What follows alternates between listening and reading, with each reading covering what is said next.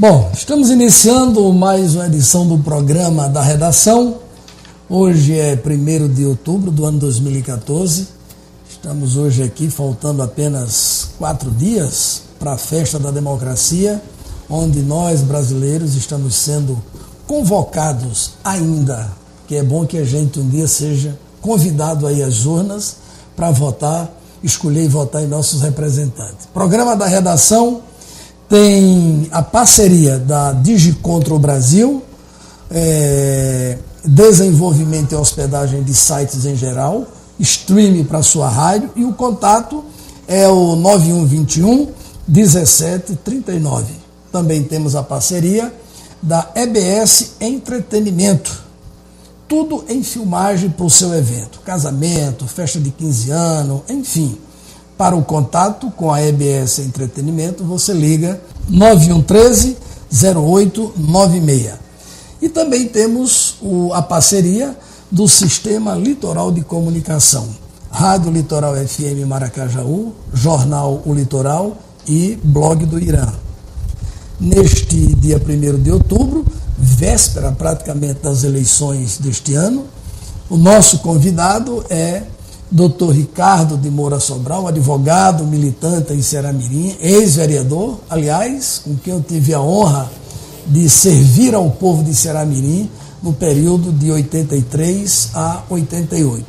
Ricardo, nosso programa da redação é um papo, é uma conversa. E você, eu quero já no início do programa agradecer a sua deferência de ter aceitado o nosso convite para a gente conversar e bater um papo com os nossos web ouvintes. Boa noite, Ricardo.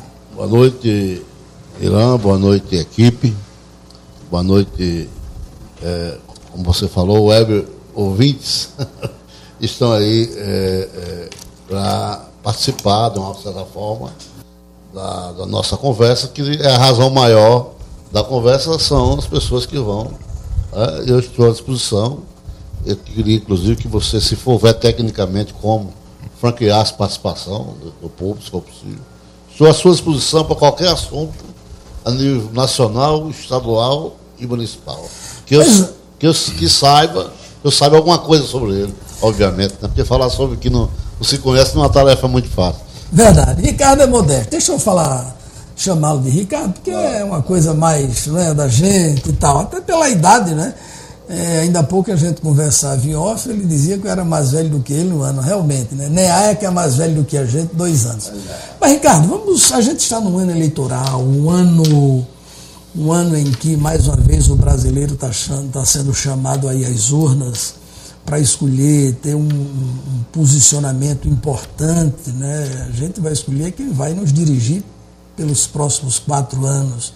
Eu gostaria que você dissesse, Ricardo, para o nosso web telespectador, já nessa reta final, como é que você está vendo esse quadro nacional, evidentemente, depois daquele trágico e lamentável acidente com o ex-governador de Pernambuco, Eduardo Campos, quando Marina Silva ascende aí a cabeça da chapa, e aí o quadro mudou um pouco. Como é que você vê nessa reta final essa questão da sucessão presidencial, Ricardo? Bem, eu vejo que o nosso quadro ele é uma consequência da falta de renovação política que o país teve no período em que houve o regime de exceção, de 64 a 85.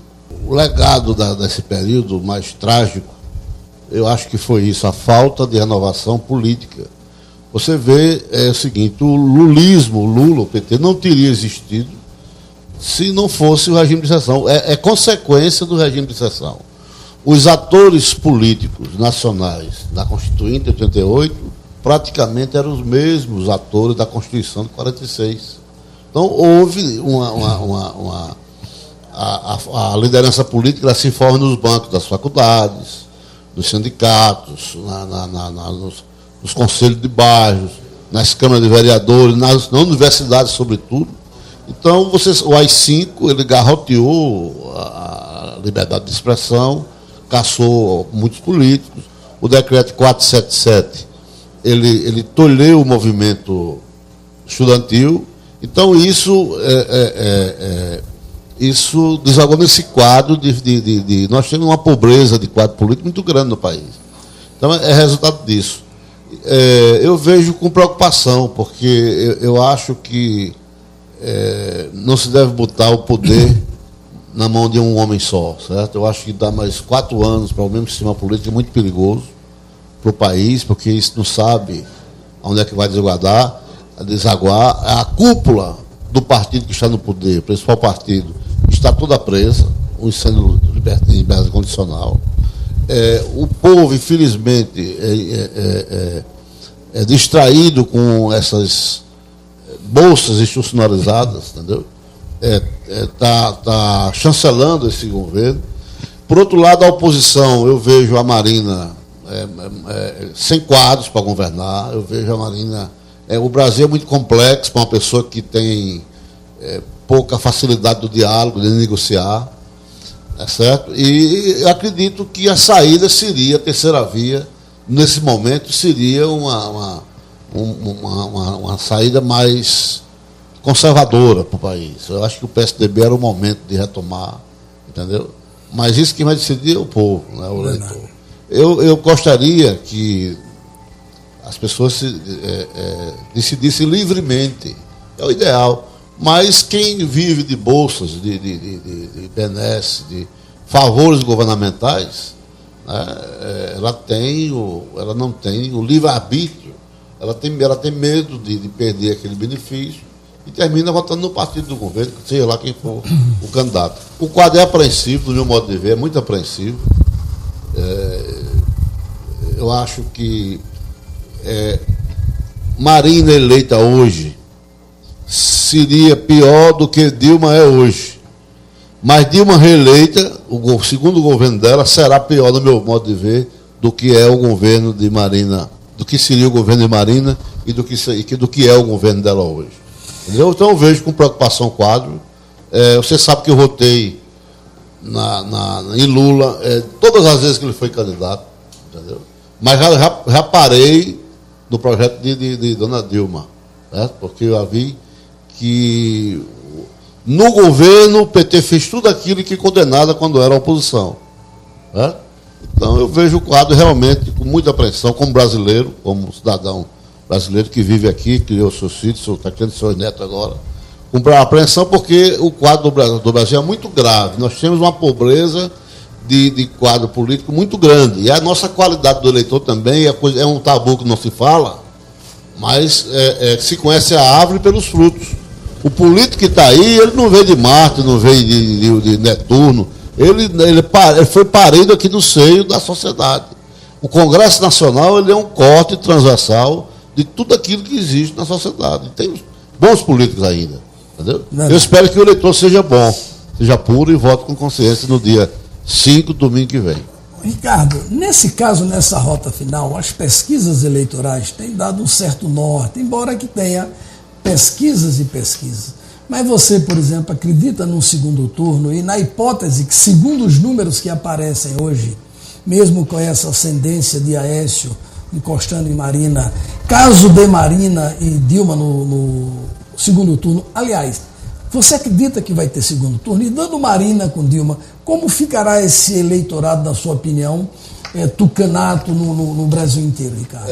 Olha, veja bem, se você vai pegar os setores que estão votando na recandidata, são setores do Nordeste, nos grotões do Nordeste, o povo mais carente, mais pobre, que o PT tanto combatia essa política de essencialismo dos governos anteriores, antes de ele chegar no poder. Então, é o mesmo eleitor que vota no PT, é o eleitor que votava na Arena, que votava no PDS, no PFL, no partido que era antigamente governo, e no PSDB também. Então, a pergunta é muito específica. Quem é Marina? Marina é uma pessoa oriunda do PT. A cabeça dela é do PT. Ela não teve espaço lá dentro, saiu, foi uma dissidência, mas ela é uma costela do PT. Assim como Eva, segundo a Bíblia, é uma costela de Adão, a nossa Marina é uma costela do PT. O que é diferente do PT é o PSDB. O PSDB, o Aécio Neves, representa uma outra política. Né? Mas é possível, ainda os movimentos das placas tectônicas da política, pode ser que faça com que o PSDB vá para o segundo turno com o PT. Você acredita no segundo turno? Eu acho que o segundo turno é inevitável. Com o PT, aliás, o PT está no segundo turno. Aliás, Dilma está no segundo turno. Eu acredito que com Marina, né, mas também pode ser que haja um movimento existe 15 milhões de eleitores indecisos, segundo as pesquisas. Esses eleitores podem migrar para a candidatura do PSDB. Porque é interessante, o eleitor ele não migra do candidato A para o candidato B. Ele primeiro faz um pit stop no indeciso. Então são os 15 milhões que nós temos aí. Entendeu? Quem vota com a candidata do governo já vota. Está decidido. Ela não vai crescer mais do que isso. A tendência é crescer a oposição. Para onde? É que nós vamos observar. Bom, Ricardo, duas coisas que eu gostaria de um comentário seu para o nosso web telespectador. Primeiro seria a questão dos movimentos sociais via redes sociais, uma opinião sua sobre essa ferramenta moderna nesses dias atuais, nas eleições. E outra, Ricardo, há um número de indecisos muito grande ainda, em torno de 20%, 25% de indecisos. Quem será o intérprete? Isso é uma questão que Antônio Lavareda, cientista, vem colocando. Quem será esse intérprete, na sua opinião, desse povo que está aí, dessa juventude, dessa massa que está aí indecisa? Olha, essa indecisão, esse universo tão grande de indecisos, é porque justamente os candidatos que estão aí não satisfazem, segundo a visão dos indecisos, não completa aquela figura do candidato ideal para elas. Né? Isso é decorrente desse quadro que eu falei. O legado trágico do movimento militar que houve no Brasil foi justamente de tolher o surgimento de nova liderança. Então há um vácuo muito grande. Tá, eu tenho certeza que o lulismo não existiria se o Brasil não tivesse tido uma solução de continuidade do seu processo democrático. Entendeu? Se o status quo estabelecido pela Constituição de 46 não tivesse sido quebrado, tá certo? Com o movimento de 64, os atores da política hoje seriam outros. Os quadros políticos da Constituinte, como eu falei, eram o mesmo de 46. Entendeu? Então, e a questão específica das redes sociais? É muito forte. É muito forte. As redes sociais são muito... Hoje, qualquer cidadão com um telefone celular, ele é um repórter em potencial. Se ele sabe escrever, tem desenvoltura para escrever, ele vê ali uma ponte caindo, uma enchente, ele filma, ou bate foto e manda para o mundo inteiro, tá certo? Ele publica nas redes sociais e isso tem um efeito multiplicador muito grande. Então, as pessoas que participam da rede social, elas interagem. E quando elas interagem, elas influenciam as outras. Verdade. Certo? Então, é muito forte o poder da rede social, não tem a menor dúvida. E isso quem melhor trabalhar esse espaço, esse universo, vai ter um resultado melhor. Né? Verdade. Agora, uma pergunta que a gente não poderia deixar de colocar aqui nesse quadro, né, que a gente fala de eleições a nível nacional. Nessa hipótese, se não tivesse havido esse trágico acidente, eu me lembro uma vez você disse, não, Eduardo Campos é um cara novo e tal. Havia uma possibilidade de Eduardo vir a crescer no pleito, Ricardo? O que é que você acha? Eu tenho alguns amigos pernambucanos e eles estão, alguns inseridos na política lá, eles acham que Eduardo estava ali plantando a vitória dele na eleição seguinte. Certo? Ele estava plantando uma semente ali. A Marina, ao contrário, já foi candidata. Ela teve quantos milhões de votos no anterior? 20 milhões de votos. 20 milhões de votos. É diferente. E outra coisa, aquele crescimento dela inicial foi o voto emocional, o voto da comisseração, o voto do eleitor diante da morte trágica de Eduardo. Equivale àquele episódio da morte de César, né? Da obra de Shakespeare, né? Então, você vê em 30, Getúlio Vargas perdeu a eleição para Júlio Prestes, né? Mas com a morte de João Pessoa, que era o vice de Vargas, causou uma comoção nacional e fizeram a Revolução de 30. Né? Aliás, falar em Revolução, em 64, o governador Carlos Lacerda foi para a Europa, ele apoiou o golpe em 64 e na Europa perguntaram a ele, mas governador, como Revolução no Brasil não teve derramamento de sangue, eles é como casamento na França, Revolução no Brasil. Entendeu? Certo. Então é uma coisa, a comoção da morte de João Pessoa, que foi morto por um advogado, um brilhante, um jornalista, que não teve nada a ver com política, foi uma questão de honra pessoal, que naquela época era um valor vigente na Paraíba, né? Mulher macho, senhor. Então, veja bem, naquele momento, o cadáver de João Pessoa foi levado para o Rio de Janeiro, parando em porto, sendo exibido, causou uma comoção nacional e levou a um apoio popular ao golpe de 30, que botou Getúlio Vargas 15 anos no poder.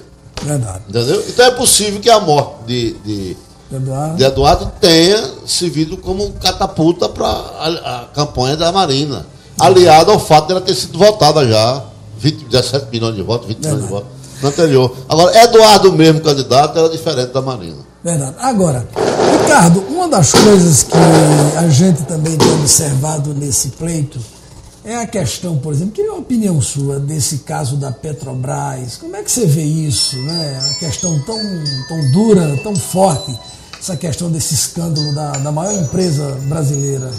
Hoje de manhã, de madrugada, eu estava lendo a relação de escândalos do governo do PT, do governo Lula, né? O governo da Dilma é uma continuação. Quem manda mesmo é Lula. Lula é o presidente, a eminência parda, que está por trás de tudo que acontece no país é ele, as decisões são dele. As pessoas que são mediamente informadas sabem disso. Então, veja bem, os escândalos se sucedem. O povo já está anestesiado com os escândalos, não liga mais. Entendeu? O povo que vota no PT é quem é? É quem está se dando bem. São bolhas da economia, espaços da economia que cresceram pela política do PT, que isso tem uma validade, tem um dia, entendeu? Pessoas que estão ganhando dinheiro, porque estão. Essas bolhas que é gerada por esses movimentos, Minha Casa Minha Vida, não sei o que lá, não sei o que lá. E o eleitor da renda D que recebe Bolsa Escola, Bolsa Família, não sei o que, é que está votando no PT. Bom, a sociedade, a classe média, a inteligência nacional, a universidade, não vota. Está regurgitando continuar votando no PT. Verdade. Estamos conversando com o doutor Ricardo Sobral, advogado, ex-vereador, e antes desse finalzinho do intervalo, eu queria fazer aqui um pequeno anúncio. Essa camisa que você está vendo é o segundo Abrace, é um movimento social aqui em Ceará-Mirim, idealizado por Riciane, pela doutora Irajane, o esposo de Riciane, Rafael. Vai acontecer no dia 12, portanto, desse domingo que vem a 8 dias. É um movimento que se arrecada brinquedos, donativos e vão fazer a entrega a crianças dos assentamentos rurais. Também no dia 12, nesse finalzinho agora desse primeiro bloco, nós vamos realizar o primeiro encontro de ex-alunos e ex-professores do Ginásio Industrial de Ceará-Mirim. Você que assiste agora o programa da redação e que é um ex-aluno, ex-aluna e um ex-professor e ex-professora, sinta-se convidado, entre em contato comigo ou com o Antônio Sobral e participe. A gente volta daqui a pouco para o segundo bloco do programa da redação.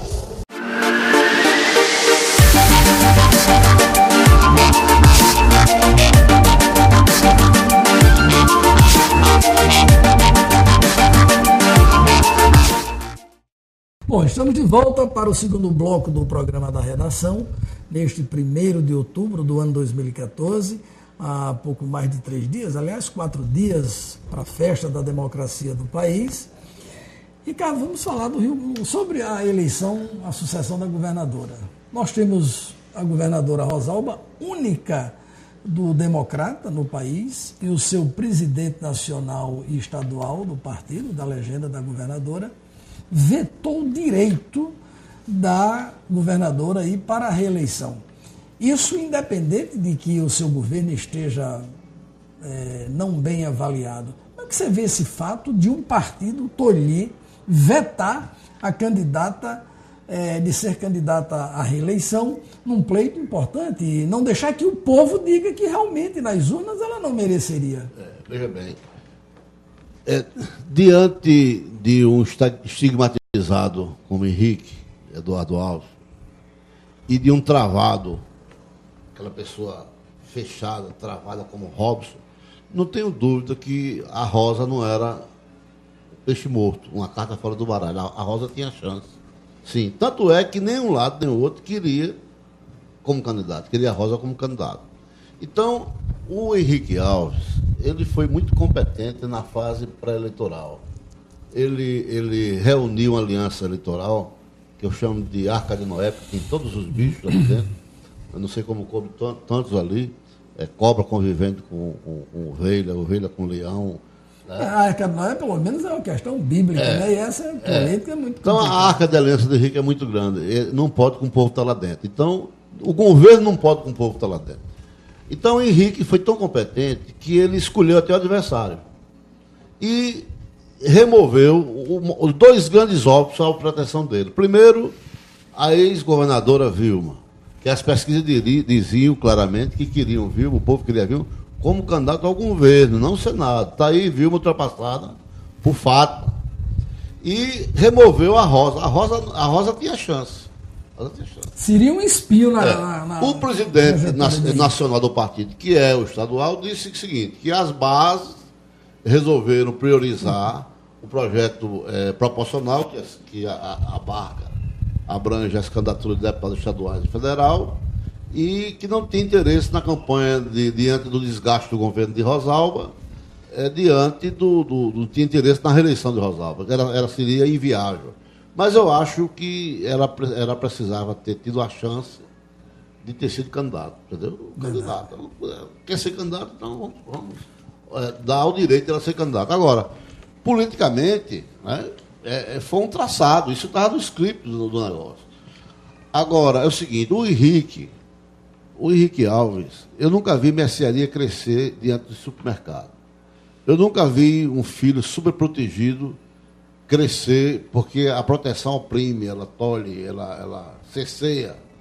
Então, o doutor Luiz Alves, que foi um gênio, o maior gênio político que esse cara já teve, se considerado a política conservadora do Estado, ele todo dia falava com o Henrique 8, 5, 10 vezes por dia, dizendo o que tem que fazer, lá vai Henrique. Na ausência de Aloysio, Henrique cresceu. É aparentemente contraditório dizer isso, mas é a pura verdade. Então, o Henrique é um homem experiente, entendeu? Um homem que tem 44 anos de vida pública, de mandato. Mas, para cargo majoritário, é pesado. Né? É pesado. O Robson não tem estatura para pleitear esse cargo de governo do Estado, porque o Robson foi deputado a vida inteira do estadual, 4, 6 mandatos, desde 86. Tá certo? E não fez nada que o credenciasse a postular. Ele está surfando na dificuldade do seu principal adversário, que é Henrique Alves. Se bem que eu acho, particularmente, que o adversário de Henrique não é Robson. O adversário de Henrique é ele próprio. Ô, Ricardo. Então, Rosalba Irã, concluindo, eu acho que ela tinha chance. Verdade. Bom, me diga uma coisa, nesse caso, vamos falar de segundo turno, as pesquisas aqui no Estado, ainda dizendo que há pesquisas e pesquisas, você acredita na possibilidade de segundo turno no Estado? Olha, em eleição tudo é possível, certo? Eu acho que a grande chance de Henrique é o primeiro turno. Porque você imagine o vilmismo derrotado na eleição. Para onde é que esse povo vai? Vilma não tem mais o que ganhar depois de perder. E também não tem mais o que perder. Então vão para onde? Vão se vingar do candidato que, não, na visão deles, não a fez senadora. Então esse povo tende a votar massivamente no candidato oposto ao seu Henrique, que é o seu Robson Arias. Entendeu? A possibilidade de segundo turno existe, é mais remota. É mais remota. A nível nacional eu tenho quase, assim, certeza que não tem nada na vida, mas há uma chance muito maior de acontecer, em termos de esperança estatística, em termos de probabilidade, do que a estadual. Até porque não tem uma terceira força no Estado. Você vê o candidato é Araquém, o candidato do PSL, o irmão dele era suplente do candidato senador dele, renunciou, caiu a chapa completa. Né? E tem muitos comentários aí no Café São Luís, do Grande Ponto, sobre os reais motivos que determinaram essa queda da chapa do senador do partido. Ricardo, você diz aí que Henrique foi capaz e foi de fazer essa grande arquitetura política. São 17 partidos na coligação. Mas isso tem ocorrido, tem levado a ter problemas em alguns municípios. E alguns municípios são necessários vários palanques. Como é que você vê isso? Não é? Isso é coerência, essas coligações, isso foi feito em torno de um projeto, de proposta, ou conveniência mesmo, Ricardo? É conveniência pura. Você, em nenhuma coligação, hoje disputando mandato no Brasil, dessa aqui não existe coerência política. Porque você vê um partido que prega, tem um ideário, tem um programa que prega totalmente oposto a outros, agarradinho ali, casadinho. E partidos que no Estado que são mais ou menos parecidos, ou seja, têm afinidade ideológica e estão disputando em campos diferentes. Então, as contradições, elas pululam aí. Né? Agora, coerência eu não vejo em canto nenhum. Você disse que a chance de Henrique é mais para o primeiro turno. Em caso de segundo turno, você vislumbra a possibilidade de uma derrota de Henrique? A exemplo de outros pleitos que ele disputou majoritariamente em Natal? Olha, Henrique disputou 2 vezes campanha majoritária para prefeito de Natal. Perdeu. Uma delas, eu me lembro, Sarneira, presidente da República, Garibaldi, governador, Luiz, ministro, o empresariado, a Fierne, os sindicatos, todo mundo com o Henrique. Aí, Dona Vilma, que hoje é aliada de Henrique, era prefeita de Natal, e alguém soprou, né? Olha, bota um técnico, não bota uma pessoa que não tenha passado político. Aí foram botar quem? Um sanitarista, um rapaz, um engenheiro muito preparado na profissão dele, mas totalmente jejuno em política. Ele não tinha sido candidato nem a vereador na vida. E esse rapaz era secretário de Vilma, foi candidato à eleição, ganhou a eleição por 915 votos, bem de 1.000 votos. Verdade. Entendeu? Então não se esperava aquela vitória de Alto Tinoco sobre Henrique. Né? E aconteceu.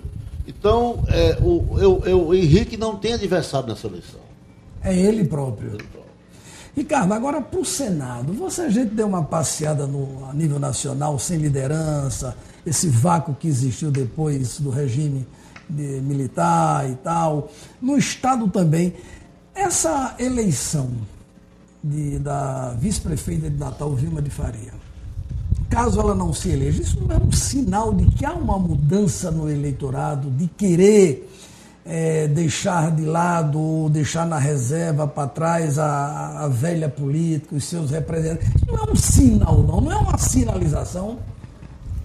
É possível que seja, mas se você observar em outros aspectos, a vice-prefeita de Natal, a candidata de Henrique ao Senado, a professora Vilma Faria, ela deixou o governo muito impopular e também com muitos escândalos, muita denúncia, o filho chegou a ser preso, entendeu? Muito desgastada. O governo de Rosalba foi um governo que não satisfez a expectativa de vários segmentos da sociedade, ressuscitou a pessoa da candidata ao Senado, mas ressuscitou para uma possível candidatura majoritária ao governo, não para o Senado.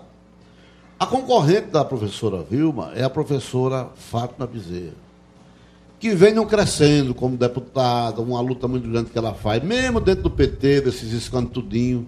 Né? Ninguém viu Fátima envolvida com escândalo. Tá certo? Eu acho que é possível, certo? É possível que o eleitorado tenha percebido isso. Outra coisa, a luta, esses Institutos Federais de Educação, eu vi várias pessoas jovens pedindo, professoras, alunos, pedindo para que se reconhecesse esse trabalho. E a eleição anterior,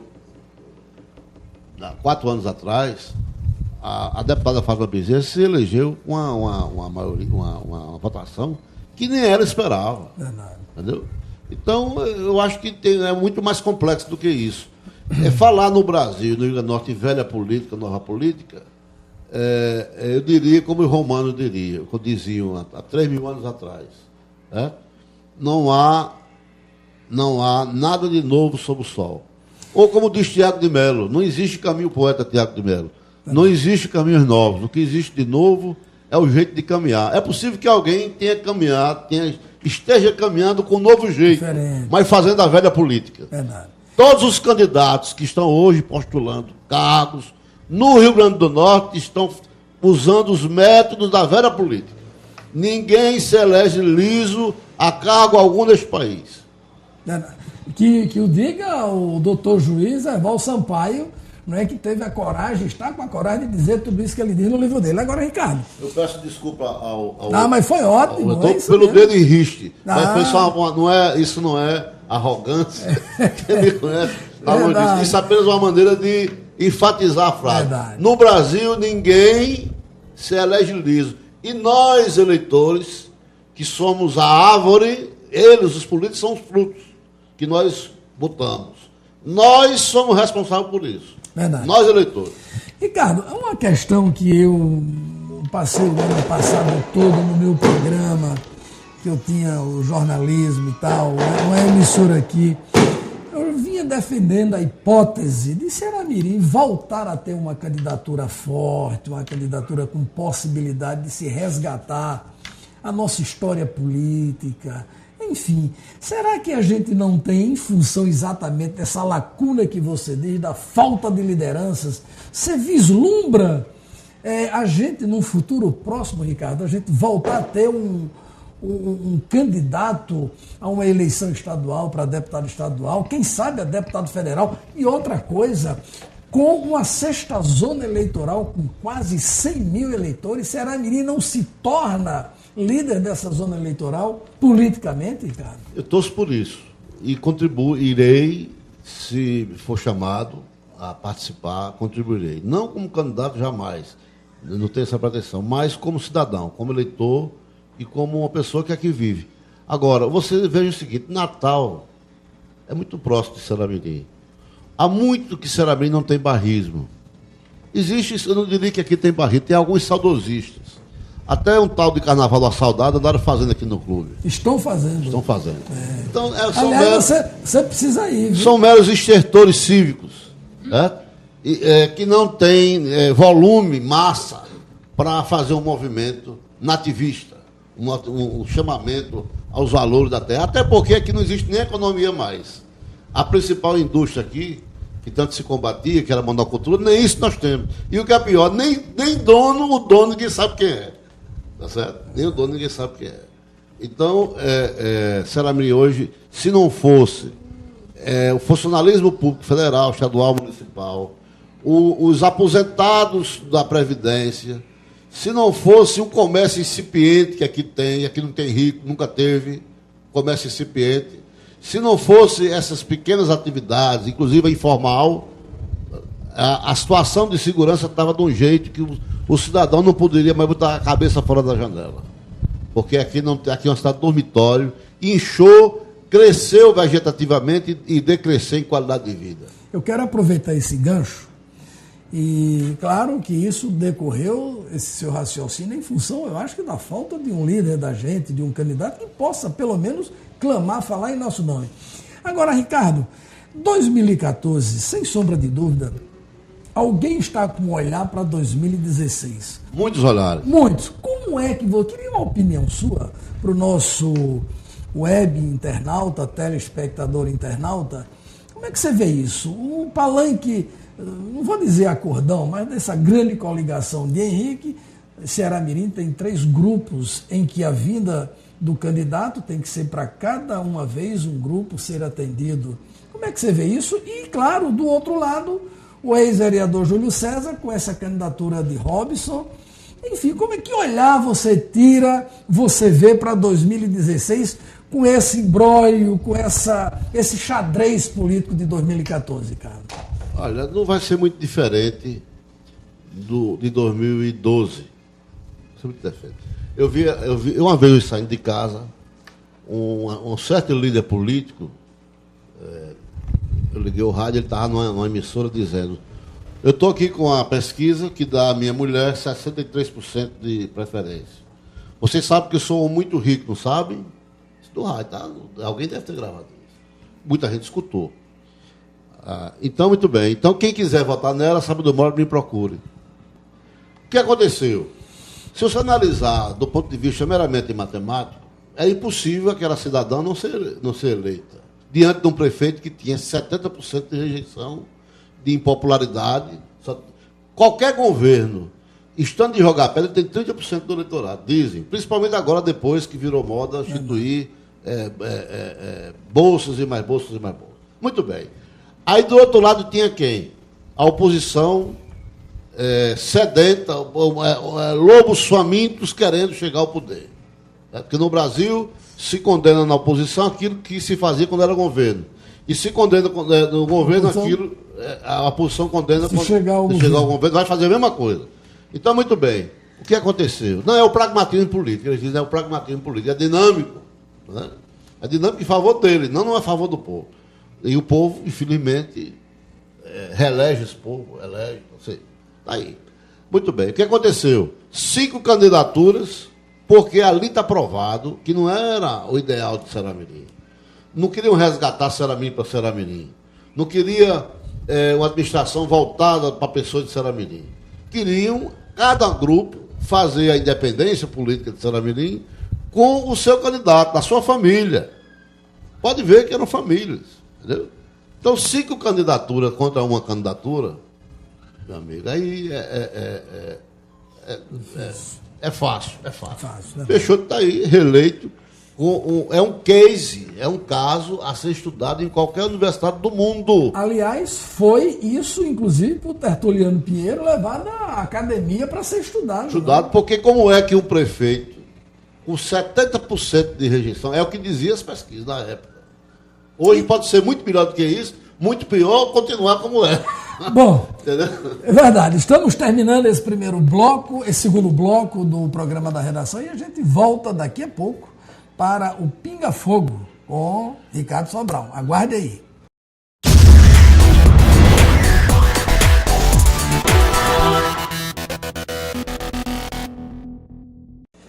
Bom, estamos de volta para o terceiro e último bloco do programa da redação deste dia 1º de outubro do ano 2014, a 4 dias das eleições, da festa da democracia.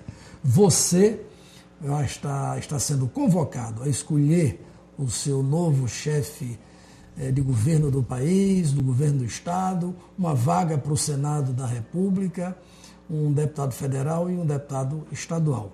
Então, lembrando que dia 12 a gente vai ter o segundo abraço, é um movimento social que você pode fazer parte, doando aí um brinde, um presente, para que isso seja entregue às crianças carentes de um dos assentamentos aqui em Ceará-Mirim. No dia 12 também vai haver o primeiro encontro de ex-alunos e ex-professores do Ginásio Industrial de Ceará-Mirim.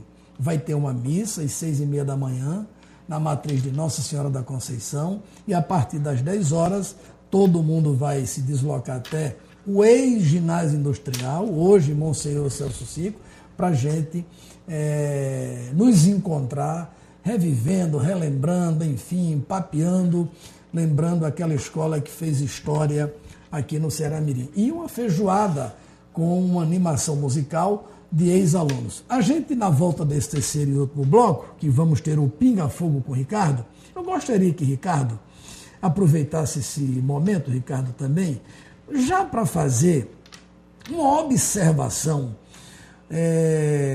nesses 2 anos seguintes que nós vamos ter, 2015 e 2016, aí 2016 já o ano eleitoral, para se eleger vereadores e prefeitos do país, e evidentemente aqui de Ceará-Mirim.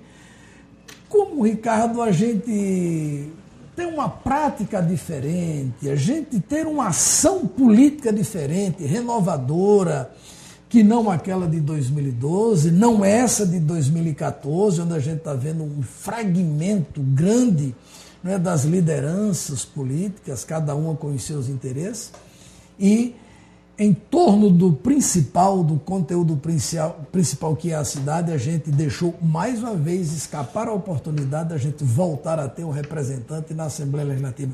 Queria, Ricardo, que você deixasse uma mensagem para os políticos, para as pessoas que vão ser candidatas. Você já disse que não vai ser candidata, eu também digo a mesma coisa, embora que a gente marcou uma época no Poder Legislativo de Ceará-Mirim, diga-se de passagem, quando se teve um poder legislativo decente, não que o de hoje não seja, mas a gente naquela época, depois da Constituição de 1988, a Constituinte, a gente deixava de ser órgão legislativo para ser poder legislativo, e a gente marcou uma época interessante com uma Câmara atuante, que fez história na cidade. O que você diria para essas lideranças que a gente vê no cenário político de Ceará-Mirim, em nome de Ceará-Mirim, se comportarem em 2016, Ricardo?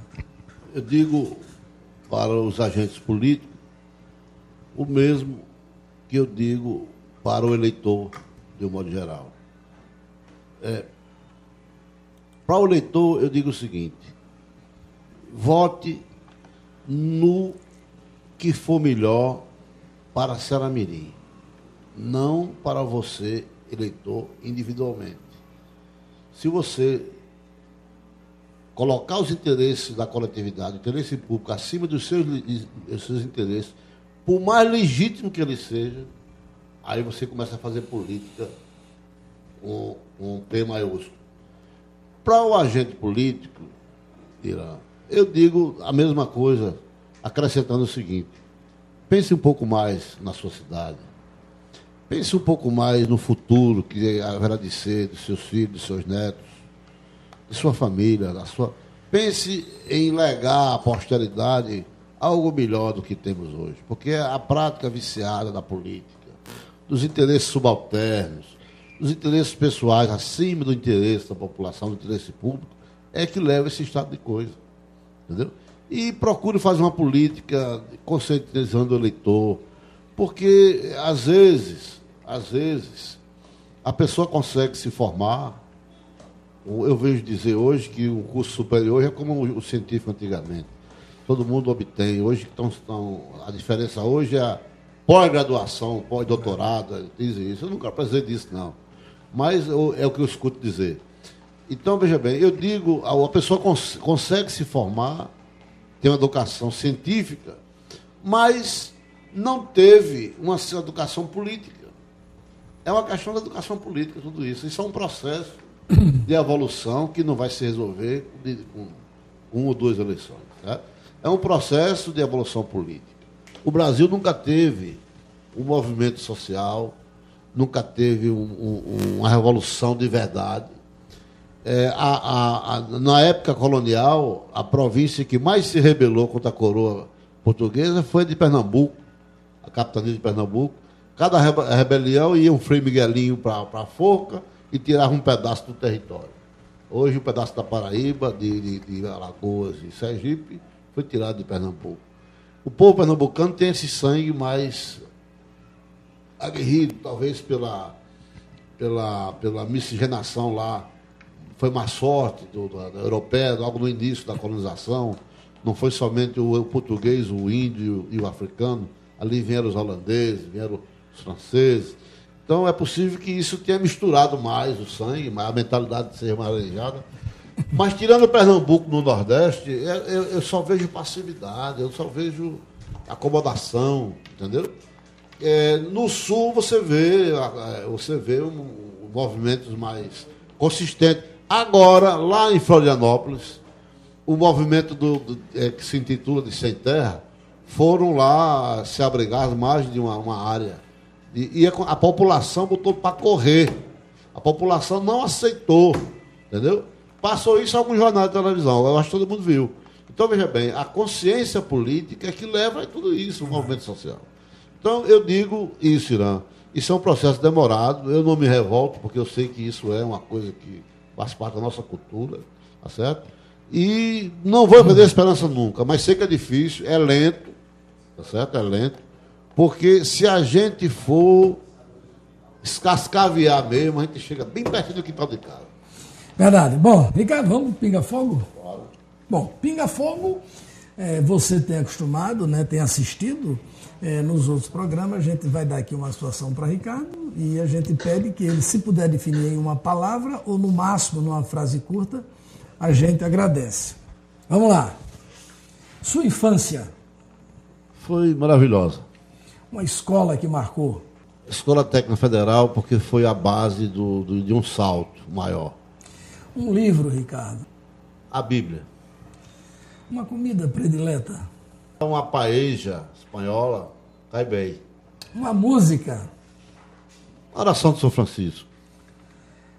Democracia? É um ideal a ser alcançado, mas sempre adiado. Liberdade de imprensa? Fundamental. Censura? Abominável. Um líder mundial? Jesus Cristo. Um líder nacional? Getúlio Vargas. Um político de Ceará-Mirim? Um que não surgiu ainda. Lei da ficha limpa?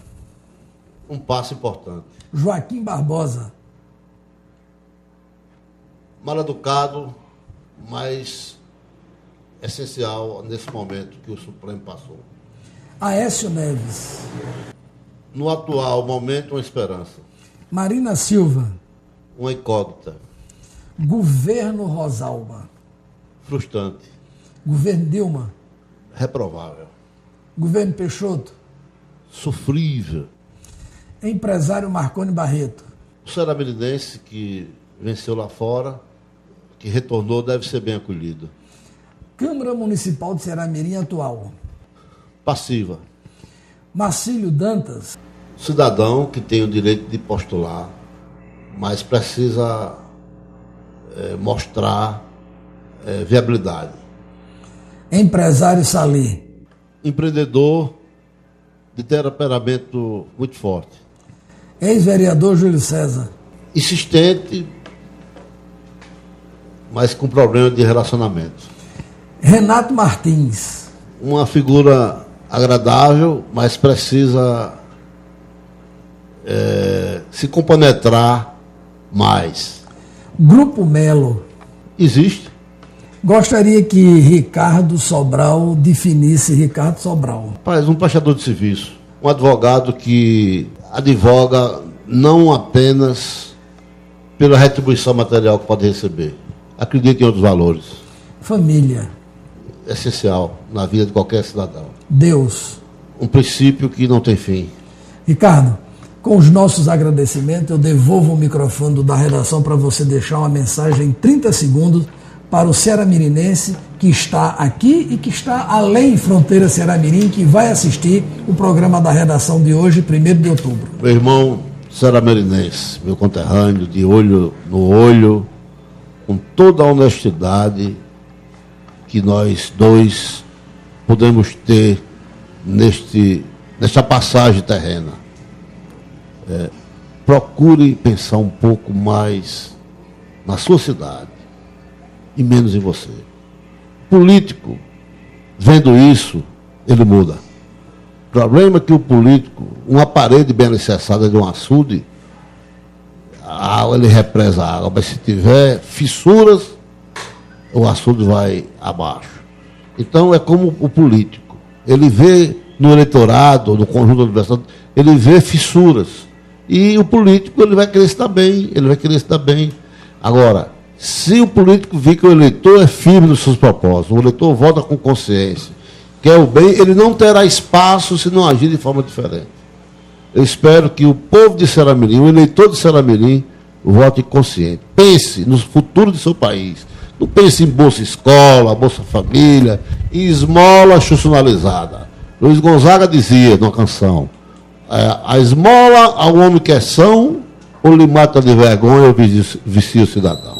O voto consciente, e o homem só é livre quando ele vota com a sua consciência. Se ele vota retribuindo de favor, para qualquer governo, ele está votando contra os seus próprios interesses, o futuro da sua família, dos seus filhos, dos seus netos.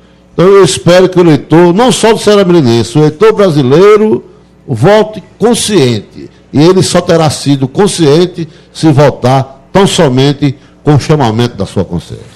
A gente quer agradecer a Ricardo e dizer que você assiste o programa da redação nos seguintes endereços: youtube.com/TV da Redação, ou ainda www.tvdaredação.com.br ou no blog do Irã. TV da Redação tem o apoio cultural da Digicontrol Brasil, tudo em desenvolvimento e hospedagem de sites. Para isso, você liga para o 9121 1739 e fala com Tiago Silva. EBS Entretenimento, tudo em filmagem para o seu evento, casamento, festa de 15 anos, enfim, você fala com Edilson de Souza no telefone 9113-0896. E mais, a gente agradece a parceria do Sistema Litoral de Comunicação, Jornal Litoral, Rádio Litoral FM de Maracajaú e Blog do Irã. Ficamos por aqui, voltando na próxima semana, segunda-feira, já com o resultado, quem sabe, das eleições, ou então adiados para depois do segundo turno. Um abraço a todos, boa noite e até o próximo da Redação.